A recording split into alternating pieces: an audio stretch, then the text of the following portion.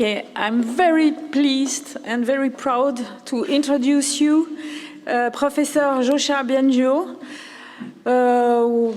Everyone know him, but he's the full professor at University Montreal, scientific director, but also the founder of the Mila Academic Institute.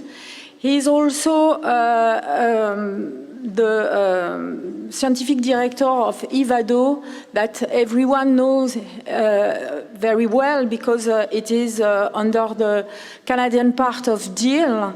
And he is working very deeply at the heart of the AI ecosystem at Montreal. He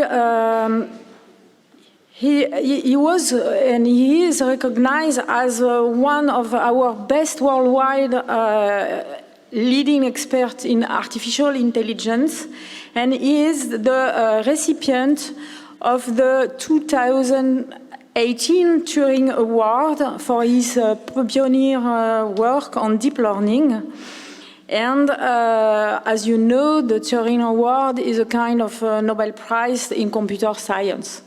So now we are very pleased to have a keynote of Yoshua Bengio on GFlowNets for generative active learning. The floor is yours, Joshua. Bonjour, hello everyone. It's good to be with you even though it's at a distance. Can you please show the slides?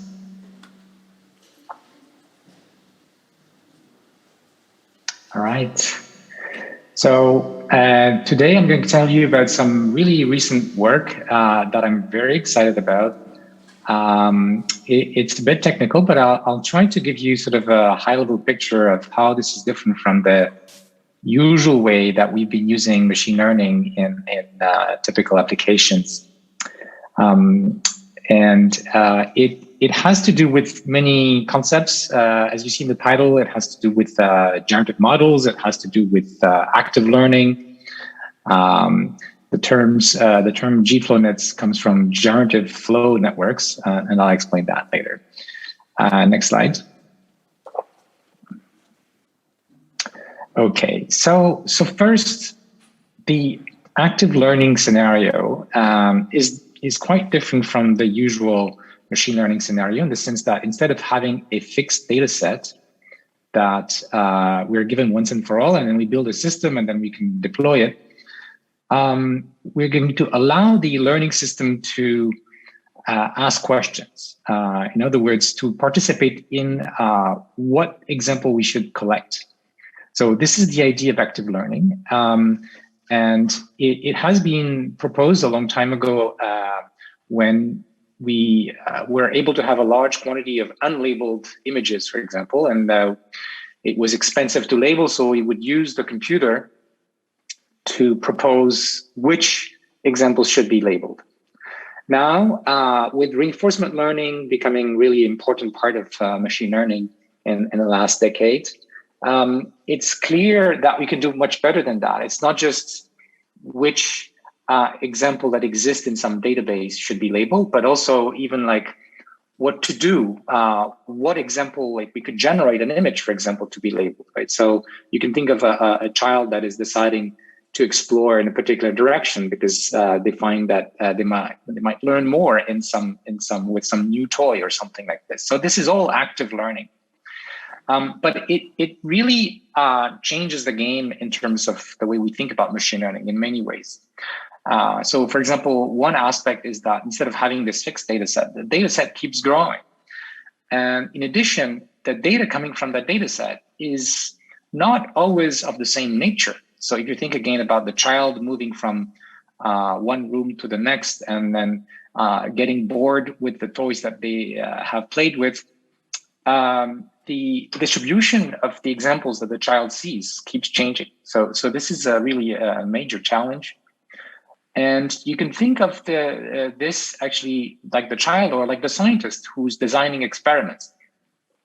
And in fact, I'll be, I'm working on applications of these kinds of methods for discovery. of new materials, of new drugs, and so on, where the machine learning system can propose experiments, like what new molecule to try and what kind of experiment should we do, and then collect the data. And that, gives us more data, retrain the system, produce more questions, and so on. Okay, so there's this iterative, interactive system. Next slide. Now, what could we use this for? Many things, but I'm going to focus mostly on the application that some people call black box optimization, but I would like to rename it black box exploration.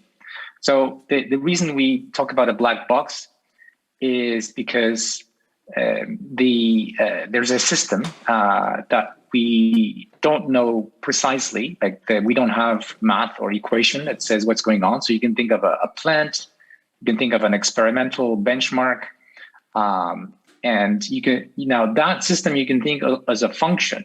We're going to call it an oracle. And that function takes inputs. The machine learning system produces these inputs. It's the questions, like what molecule should I try? Or what setting of my plant should I try? And then the function produces outputs. So, X is the input, Y is the output. And we might be interested in a particular output that is a quantity we're trying to maximize. So you can think of how well is your plant going, or how good is that molecule for the task you want to do, or how good is this material. So this is a problem where you're trying to optimize something, like you're trying to find a drug that binds well to the target, or you're trying to find a setting of your plant that produces good quality output. And you have a way to measure that scalar that tells you how good it is. So you can think of this as a black box because we don't know, we don't have a good mathematical model of what's going on inside, but we can query it. Okay. And what sort of queries should we do? Well, we would like to find a configuration of the input that gives us a high value of Y. So we're looking for good molecules or good settings of the plant. So in a way, we can think of this as an optimization problem. But I'm going to say we should also think of it as an exploration problem because we don't know where to look, right? So there's the question of exploring the space and getting information about this black box in some sense. So one thing the machine learning system might do is approximate this black box by training a supervised learner that approximates it. But we want the approximation to be good in many places. And so we need to find kind of representative configurations of the input. And randomly choosing the X's is probably not a good idea. Think about the scientists. Do they do random experiments? Like uniformly try combinations of things? No, they plan their experiments. And most, random experiments would be uninteresting. Again, going back to the child, they don't do random movements with their hands. They actually, initially they might do, but eventually they have very purposeful movements that aim at trying something new, for example, that they might learn from. Now, in many experimental setups where we have this black box, actually this black box can tell us the answers to many questions at the same time. So if I'm going to use a biological or chemical assay to evaluate different molecules, I can probably do 10 at a time, or even 1,000 at a time, or even in synthetic biology, I can do 1,000,000 at a time. Okay, so I can generate a lot of data at a time. That means I'm not allowed to. I can ask 1,000 different questions. If I'm going to allow myself to ask the oracle many things, I'd like those things to be diverse, not the same question repeated over and over, because I don't learn any information. So there's a notion of information there that is really at the heart of all this. Next slide. Right. So let me recap what classical active learning is. Also now called pool-based active learning. So that's the scenario I was telling you earlier, where there is already a fixed list of questions. So think of a bunch of images that we have collected from the internet, and we should choose with active learning which of these images in this long list we're going to ask a human being to label. Okay, so that's like one way to think about this setup. And so the oracle here is the human. The human is going to give us an answer. The question now is, how should we choose those examples to label? And the idea that I mentioned earlier about kind of information gathering is really what's behind a lot of the algorithms. So a heuristic way to think about this is we're going to build a model that predicts what the human is going to produce, but it's going to be a probabilistic model. It's a model that produces not just an answer, like it's a cat, but also, oh, well, it's a cat, and I'm pretty sure it's a cat, like 90%, or I'm not so sure, maybe 60% it's a cat, and 40% it's a dog. So now we have this measure of uncertainty, and the idea that many people have been using is, let's pick examples to label that are more uncertain. That means there's more entropy, more information to be gained by asking for these things. Now, this, so there was the good old days of active learning where we were trying to solve this labeling problem. But what if instead of having this list of pre-existing images that you could label, you could ask for any image? You could make up a new picture, for example, and ask what is in the image. And in the case of my example with molecules, that's basically what we can do. Like, instead of using a fixed list of molecules, the list isn't, can't be, if we use a fixed list, we have databases, for example, like the zinc database, it has a few million molecules, or I guess maybe a couple of 100 millions. But still, it's a tiny fraction of the space of all molecules. And especially, even if I restrict myself to small molecules, it can be a drug. There's like 10 to the 60 different possible such molecules. So we would really like to have more freedom and pick from all the possible ones. And so how are we going to solve this problem? Next slide. Right, so what we're going to do is we're going to use a generative model.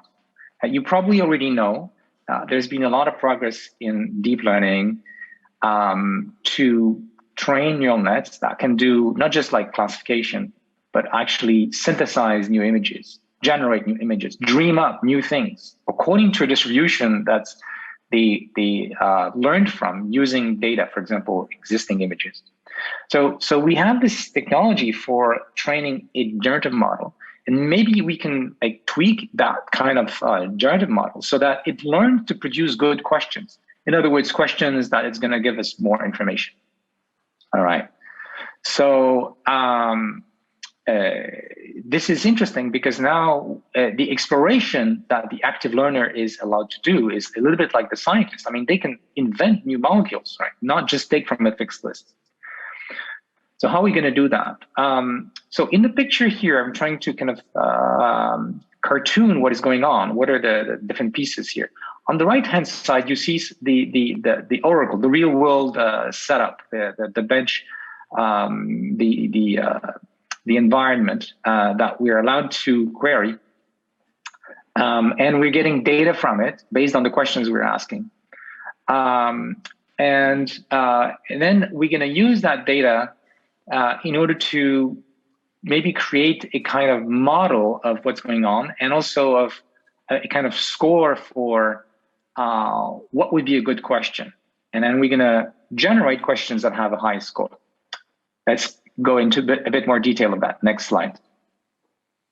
Okay, so this is a fuller picture of what we're trying to do, and it's connected to ways of thinking in reinforcement learning, where you think about how agents can learn about their environment and learn to do tasks and so on. So on the right-hand side, we have our oracle. It's the real world, okay? And we're trying to build a machine learning system that's going to interact with that real world in order to build, say, a model of it. All right. So in this simple scenario that I've been discussing, the model is just a function that maps x to y. But we are allowed to ask questions like which x we're interested in, and then the real world is going to give us a y. And then we're going to accumulate those data in a data set. Okay, up to now, nothing special. But the thing in the middle is the world model. It's maybe our prediction that we've trained using that data. So that's just supervised learning. As we acquire more data, we can like fine tune our model, retrain our model. But the new thing is the thing on the left. So what's the thing on the left? The thing on the left is the generative model I was talking about. It's the imagination machine that's going to produce candidate experiments, candidate questions. What image should I label? So it creates a new image. In the case of molecules, it might synthesize a new image virtually, of course. And then once it's trained, it's going to be used to actually interact with the world and propose these experiments. Try this molecule, try this molecule, try that molecule. And then, of course, that's going to give us more data, and we're going to be able to update our world model. But the question is, how should we train that generative model? It's not doing exactly the same job as things like GANs that I've been working on for a few years, generative adversarial networks, or VAEs, variational autoencoders, and other standard generative models. These standard generative models, they're trained to kind of imitate examples that they've seen. Like you give them a bunch of images, and they're trying to generate other images that kind of look like them. But here we're trying to do something different. We're trying to generate images or molecules or settings of your plant that have some desirable properties according to our model. So what's going to happen is we think of it like more like a reinforcement learning task. The imagination machine proposes something, and we're going to check how good it is according to our current model of the world. And if it's good, we're going to reward the generative model so that it continues doing things like this. And if the score is bad, meaning it's not an interesting molecule, it's one that doesn't really work, where it has wrong properties, then it gets a bad reward, like a negative reward. And so it learns not to do that again. All right, so that's the way we can train that imagination machine. And the rest of my talk is going to be focused on, in part, going in more detail how we could do that. Next slide.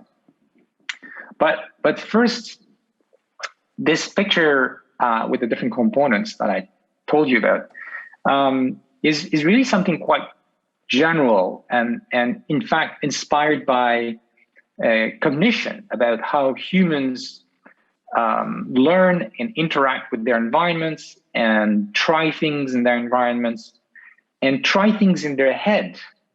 So what was going on in the previous slide is that the generative model, the imagination machine, is imagining candidate experiments and not yet trying them out in the real world, just checking them with the model.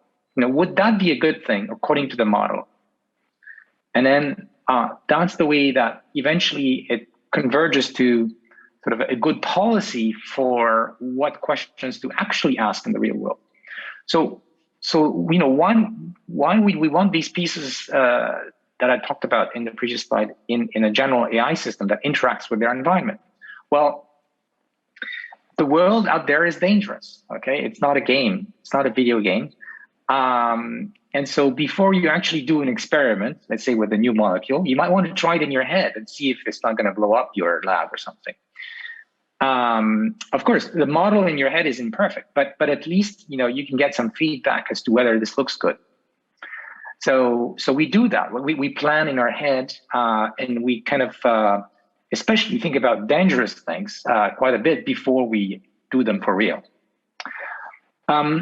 Another reason for having the kind of structure that I put there is we can separate the machinery that has the intuition about solutions to problems, which is the imagination machine, and the machinery that builds a model of the world. And a good thing with that is that model of the world can be quite structured, right? It can be decomposed into parts, which is the way, for example, scientists decompose knowledge. That's like another talk I could give about how we should structure our machine learning models to break the knowledge into the right pieces, which ideally correspond to causal mechanisms like laws of physics. But that would be another time. The other reason for this kind of system that I showed is that you could, in fact, like a lot of classical robotics and control systems don't. And then when they want to take a decision, they will kind of optimize for a good plan according to the model by searching in the space of all experiments, if you want, which one gives a high score according to the model. And of course, that's a very expensive search. That's an exponentially expensive search. So what we're doing is we're replacing that really expensive search by a trained policy, by an agent that is the imagination machine that in one shot, like a neural net that generates an image, in one shot produces a candidate solution. So we compensate by that by having to train that policy, that imagination policy, but we avoid a really expensive search at runtime. So we're converging runtime cost of planning to offline cost of training a policy that proposes good things. And in practice, if you're a human in the jungle, you probably sometimes need to act quickly. You don't have time to plan, so you just go for your instinct and you do what's right. So that's the idea of having what psychologists call system one, habitual routines that you don't need to think, just go and act. Now, another reason for having a setup like this is that the actions in the real world could be expensive. Like if I have to actually do a chemical experiment, it's going to take time, it's going to cost money, and so on. So before I do it, I better like practice in my mind, right, to make sure that my plan is good. And yeah, so that's also the last point, that you can use this internal search, which is a kind of computation you do in your head before you act, to avoid danger, to train your habitual system to do the right thing, and so on. And so there's a lot of really interesting connections to cognition, but I'm going to move on to the next slide. Next slide, please. No, that's the previous one. Yes. So briefly, one project that I'm working on that uses these ideas is dear to my heart, because it really is trying to do something about a huge challenge for humanity that many people don't know about. I mean, we've been hit by the pandemic, and we kind of know how fragile we are to infectious diseases, but there are other infectious diseases for which evolution can produce mutations of the pathogens like bacteria that we don't have tools to deal with. In particular, there's like new variants of microbes that our current antibiotics, our current drugs can't deal with. And there are already hundreds of thousands of people dying each year because we don't have those drugs, but it's going to get worse. The prediction is that there's going to be 10 million deaths per year by 2050 if we don't find a solution to this problem. And it's going to cost at least as much as the pandemic per year to our economy. So this is like really, really bad, and it's coming to us. It's on the similar scale as climate change, right? So we need to develop pipelines for discovering new drugs quickly as these new variants emerge. And those pipelines probably need to be like automated as much as possible, using AI to search quickly, given like a pathogen, a set of drugs that could target it. Next slide. Next slide, please. There's another reason why I'm interested in this that has to do more with my basic research in AI. There is a really interesting question in deep learning, which is how do we extend it to do things that classical AI, aimed to do, like reasoning and handling causality and so on. There is an issue there that's more like a technical issue, which is given, say, an input like a video, how would the learner form a kind of causal explanation or an explanatory story for what is going on, a high-level abstract description of what is going on? And we don't have really good tools for this. But it turns out that the same tools that we can use for exploring the space of molecules can potentially be used to explore the space of graphs that contain basically an explanation for some observations. And we can use neural nets to generate those graphs. So if you think about how humans think,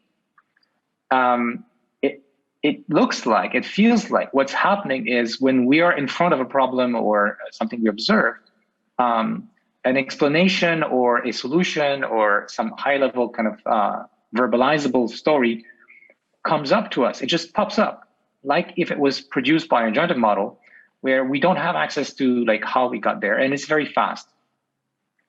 Then we can check it, right, using what we know. But that generative model, that imagination machine, really is the piece that we're currently missing to be able to do those things. Next slide, please. Yeah, I'm going to skip that one. Next slide. All right, so let me tell you about the quest for information for the learner who's has to decide what example to use, right? And to really wrap your mind around this, you have to distinguish two kinds of errors that the learner can make. There is what we call epistemic uncertainty and aleatoric uncertainty. So aleatoric uncertainty is just a big word to say noise. It's the stuff that's unpredictable. And going to do an experiment where the result is unpredictable is not very interesting. So I was explaining that in the quest for interesting examples, we need to think about two kinds of uncertainty. So we're looking for uncertainty, but not any kind of uncertainty, right? We're trying to reduce our uncertainty. And so the uncertainty that the model has about something we care about, like how good a particular molecule might be or something like this. There is a kind of uncertainty that can be reduced by more data, and then it's worth to look at those examples. And this is what we call epistemic uncertainties due to our lack of knowledge. And then there's uncertainty that is inherent to the real world that has nothing to do with our knowledge or our model, and it's just noise. Like there's nothing we can do about it. And in a way, we'd like to get rid of that. And we don't want to go to places that are noisy. We want to go to places where we lack knowledge. Okay, so we need to make that distinction. Next slide. Next slide, please. All right. So there's a whole literature in machine learning to think about epistemic uncertainty. And a lot of that, it really is anchored in Bayesian statistics and Bayesian machine learning. And the reason is that what the Bayesian approach to machine learning does is, instead of producing a single answer to a question, it produces all the possible answers that are compatible with the data and with our prior knowledge. So this is called the Bayesian posterior. In the figure, we can illustrate this. So dotted is the true function we're trying to figure out, and we're trying to maximize it. In blue, the blue line, the blue curve, is our current best guess, right? So it's not quite right, but it goes through the data points that are in red. And then there's the sausage in blue, right? So what that sausage is the region of uncertainty that the learner has. In other words, it thinks that the right answer could be anywhere in that sausage. It could be a function that goes anywhere in that sausage. And it's a sausage because at the training points, there's a constriction because we kind of know the answer there. Right, so the pale blue here indicates our epistemic uncertainty. And we can use that in order to choose examples that have a high epistemic uncertainty. Next slide. All right, now that we can compute the thing we care about, like amount of uncertainty or something like this, the problem is how are we going to train our generative model to produce examples that are going to bring us a lot of information. So whatever the way we compute it, let's call this function that measures how much information we think we're going to gain from an example R for reward, R of X. So X is say a molecule or an experiment we could do. And using our model and our maybe Bayesian approach, we can come up with a heuristic that tells us how much information we think we will get if we do the experiment X.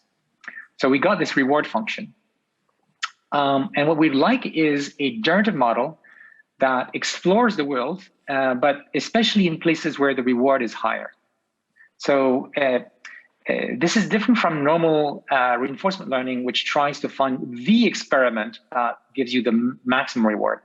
And the reason we want to do this is we're interested in having a diverse set of solutions, not just one experiment, but think about many experiments we could do. And there are a lot of good reasons for doing this. For example, in the case of molecules, the assay we're going to do is not the whole story. It's going to be maybe a cheap experiment on single cells, but at the end of the day, we're going to try to do a clinical trial on humans. And so the initial oracle might not be perfect. And so we want to not just come up with one solution that eventually ends up not being right, but a bag of good solutions that we're going to be able to try later with the more expensive assay. So often we are in these situations where we're not looking just for one good thing, but a bunch of potentially good things. So that's the idea here.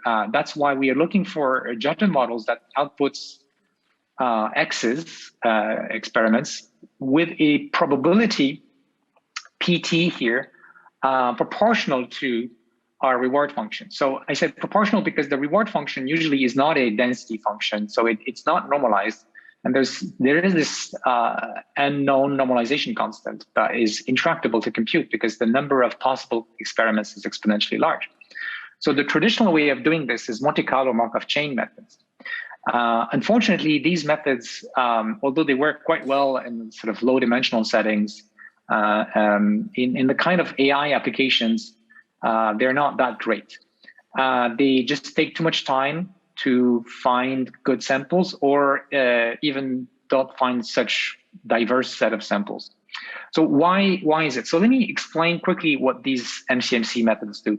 They start from a solution, and then they make small random moves around it, and then do it again and again and again. And they keep the moves that look good according to the energy function, to the reward function. And that allows to explore around a mode, like an area where there are lots of good solutions. But if there's another very different type of solution, a different mode, it's very difficult for these MCMC methods to jump from one of those modes to another mode. In fact, it could be exponentially hard. So what we want to do with machine learning is help those MCMC methods find these other places that could be interesting, like a more diverse set of solutions. By looking at what has already been obtained, for example, we found these 3 regions where you have good solutions, these 3 modes of the reward function. The machine learning system can generalize and say, oh, maybe there's like this other place in the grid there that we haven't visited, and maybe there's a kind of structure in the data that we can guess because of the data we've seen. And so let's try this other place, right? So in this way, machine learning can bypass this sort of slow local changes that the Monte-Carlo Markov chains are limited to. Next slide. Right.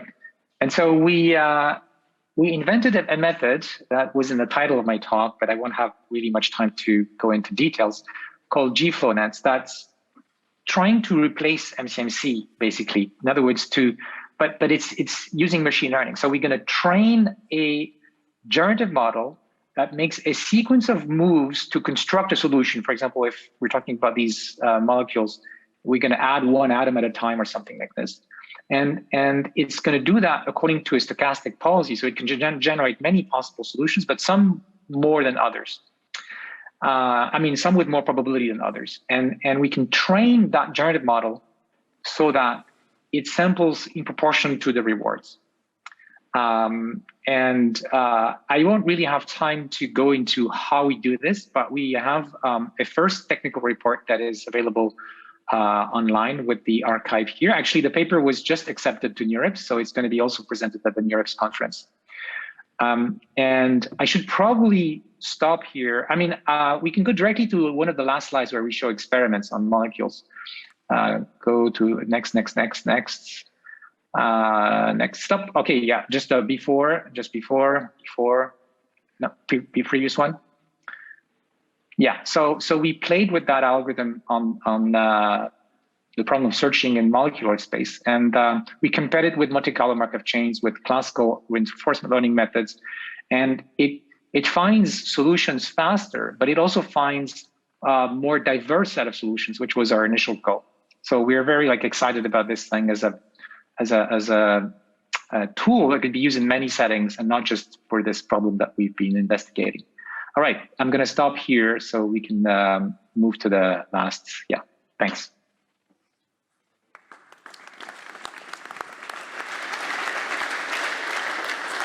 And I'm happy to answer questions. I'm sure that there is a lot of questions. Did you have some questions? There is something that I have not understood in the beginning of your talk.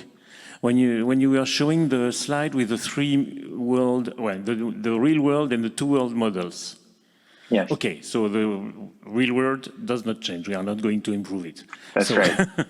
So, but then you are improving the bottom one, the world model. The world model. That's right. The world model model keeps changing. Yeah. Okay. The real world doesn't change. The world model is improved. And then you have the world, on the top, you have the world model, which is used for imagination, for imagine experiments. But this one has no arrow going back to it. So it's never improved. It has. No, yes, it has. Yes, you see this loop in the kind of purple. Yes, but it's an imagination loop. That's right. That's right. You're training yourself in imagination. That's how you train yourself. Because, I mean, in principle, you could train it with interacting with the real world. And that's what a lot of classical reinforcement learning does. So model-free reinforcement learning, as it's called, directly interacts with the environment to learn the policy. But that's dangerous, right? You've got like a baby, breaking things. So it makes sense, at least in some settings, to have a model-based approach where the policy, the imagination machine, interacts with in its head with a model. And in a way, you can think of it like planning, where you try things in your head, you come up with a policy, and then you apply it in the real world. No, I understand this, but you are not putting an arrow back from the updated world model to the world model itself. Oh, no, no, yes, of course. There would be too many arrows. It's the same thing. This is t plus 1, and then, Okay. Yeah. The same. Thank you. Yeah. Thank you. It's very clear now. No problem. On the same slide, you have an arrow that is going down from the upper model to the down model. Yeah. And it's labeled learning declarative knowledge. That's right. Could you elaborate a little more about that? Sure. Yeah.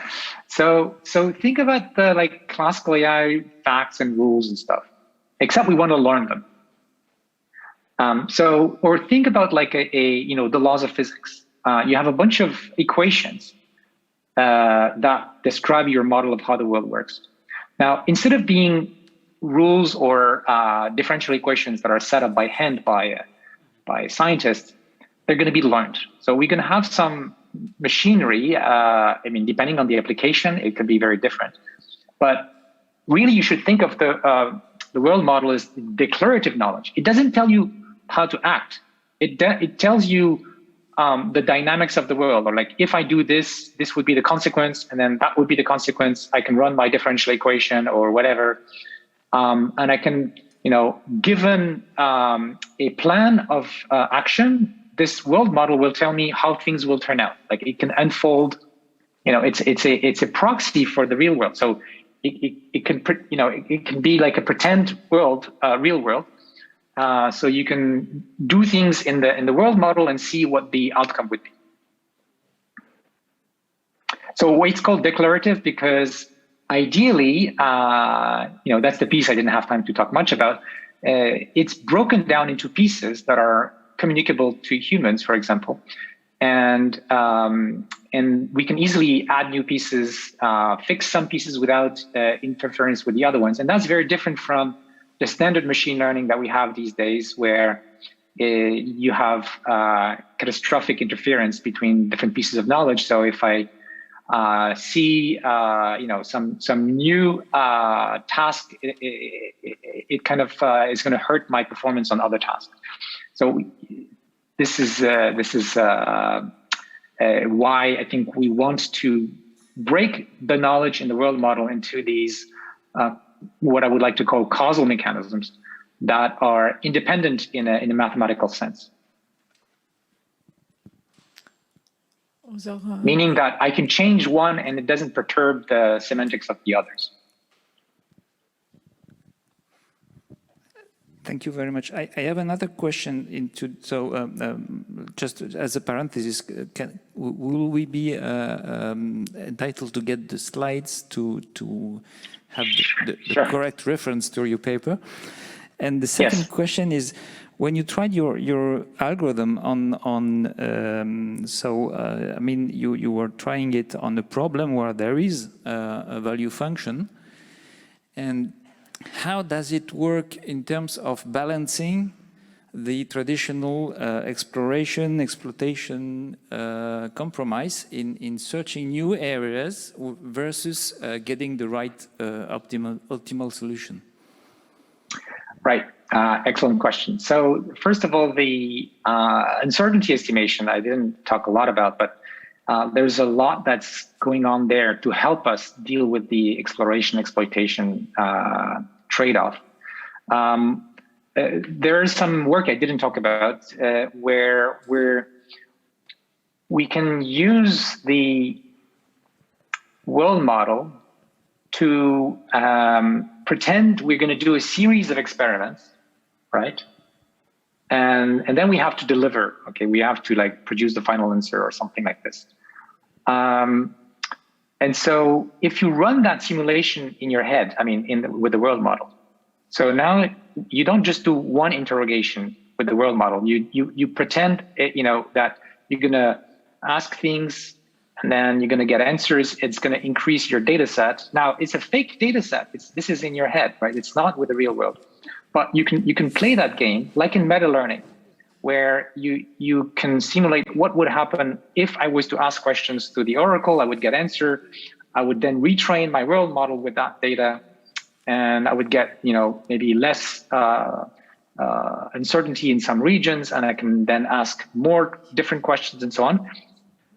When you do these kind of simulations, you can then learn a policy that's going to do the right trade-off between exploration and exploitation. You can learn the policy. I mean, it should learn that initially you should explore a lot, because it's all right. You can try different things. You still have many rounds of experiments you can do. But when it's your last experiment, maybe you want to take the best candidate, the thing you think is really the best, and put it there, right? So complete exploitation and zero exploration. And you don't need to handcraft this. It's going to come out from the optimization, because the right policy is one that initially explores because that gives you more information, and then later exploits.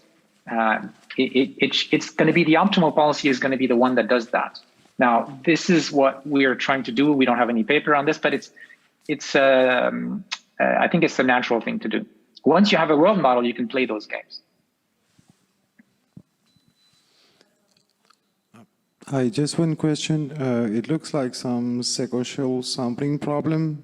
I would just want to know, how do you compare with standard techniques such as kriging, where you search for the highest viability and then you sample the new point? So have you tried to compare on very simple problem? Right.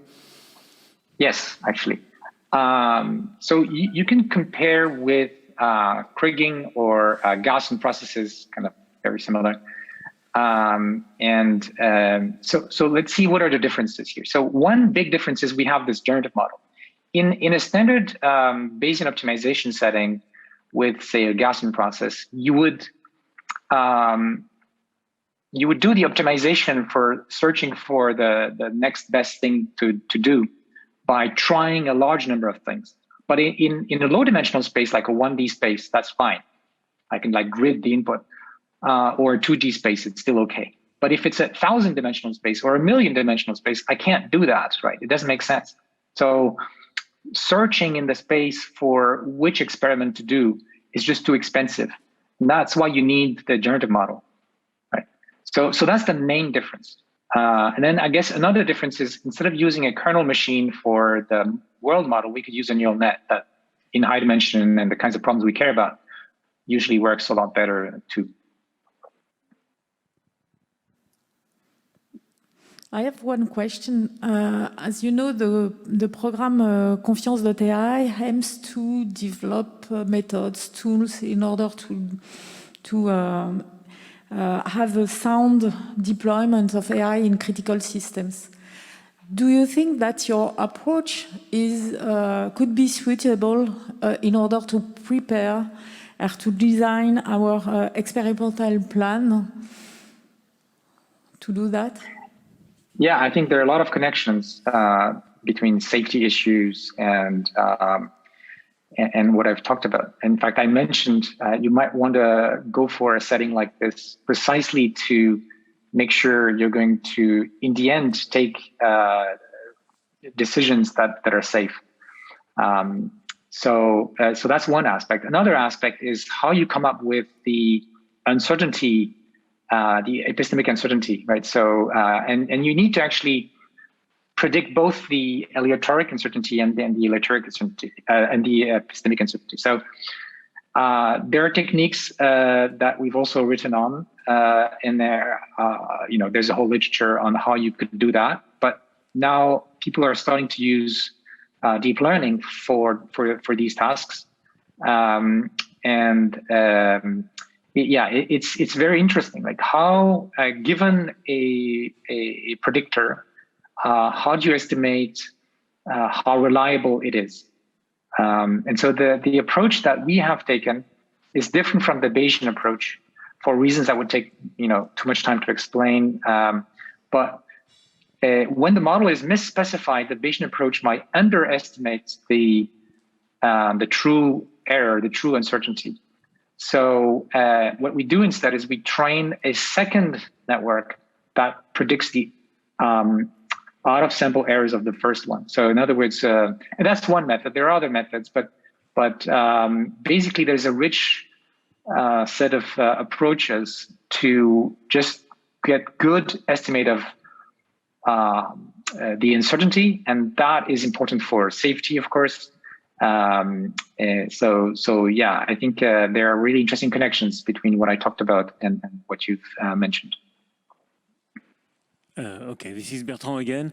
I have a question on a different subject, because in your Turing paper that was published in ACM in July, you talked about causal discovery, interventions, and today you also are talking about causal discovery. So we clearly see that it's an important focus of your research for a long time even.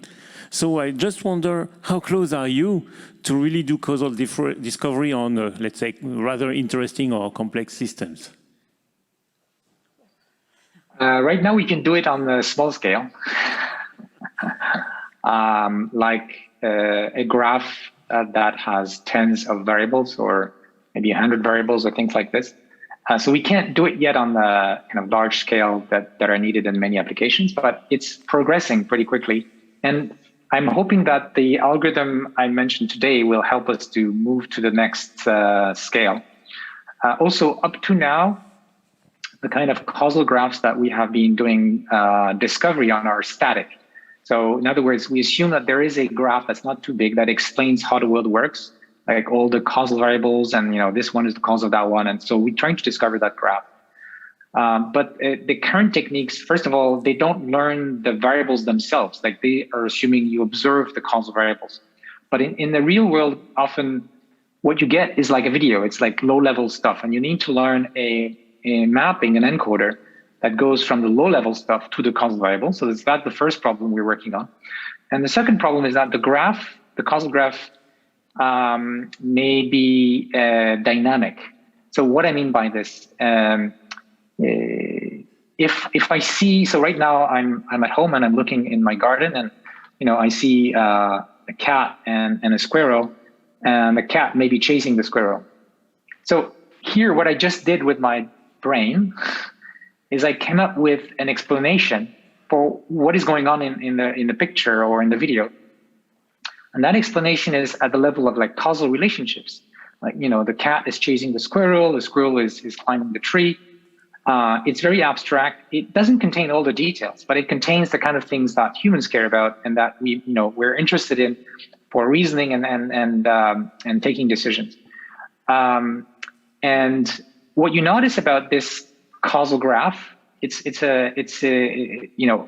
different from if I were to look at a different movie or a different video, right? So there is a different causal graph for each situation. What do they have in common?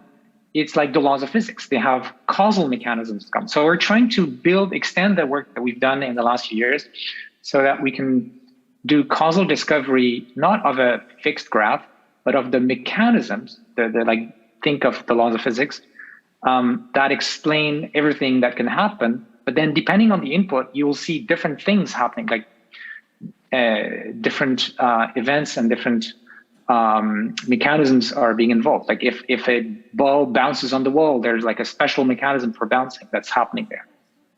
But it doesn't always bounce. No, very interesting. In fact, I think that even a graph with tens of hundreds of variables that you are able to discover is really very rich. It's not a small one.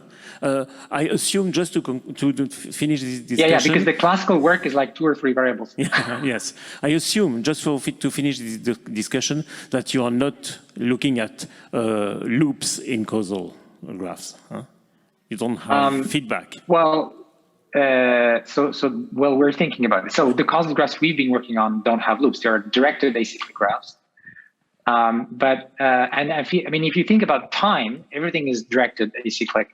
Right? There is no going back in time.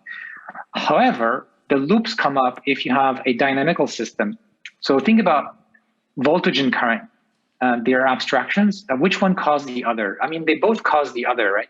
So it's kind of weird. Well, if you introduce time and you kind of think of it like if I change the voltage now, it will change the current next. So there is an arrow of time, and vice versa. So it's really like a dynamical system. And now if you think about it in those terms as a like differential equation or something like this, then you still have a proper sort of causal framework, but the way to manage this computationally is different. You want to think about like what's the fixed point of the dynamics, like or things like this. So it's a different sort of set of mathematical tools that we need to work with these non-directed graphs that correspond to, say, fixed point of a dynamical system. Thank you. The last question, if there is. No, I think that thanks a lot, Joshua, for the talk and also for all this debate and the question and answer session.